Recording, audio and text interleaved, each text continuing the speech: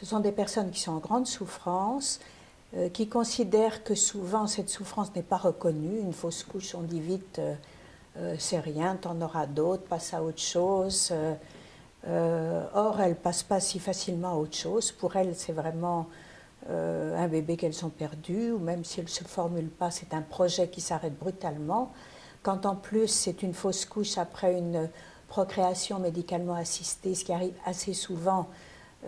c'est quand même un projet qu'elles ont, c'est un suivi médical qui a été très pesant, un espoir, enfin elles sont enceintes, elles se disent eh ben, ça y est, enfin on attend un bébé, et finalement ben, c'est une fausse couche d'autant plus mal vécue que ça a demandé un parcours médical extrêmement pesant pour attendre ce bébé.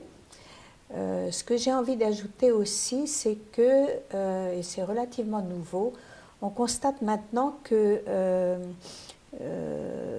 beaucoup de couples désirent attendre un enfant une fois que la situation est bien en place, qu'ils ont un appartement, ils ont déjà 32, 35 ans, donc ça y est, tout est en place, on va attendre un bébé, et le bébé ne vient pas aussi vite qu'on ne veut.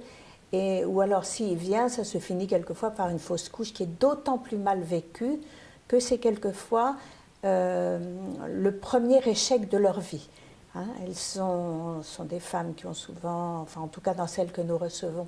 des femmes qui ont souvent un parcours professionnel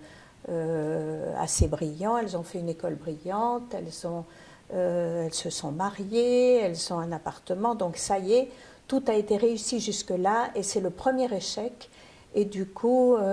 ça déclenche énormément de colère, on ne comprend pas pourquoi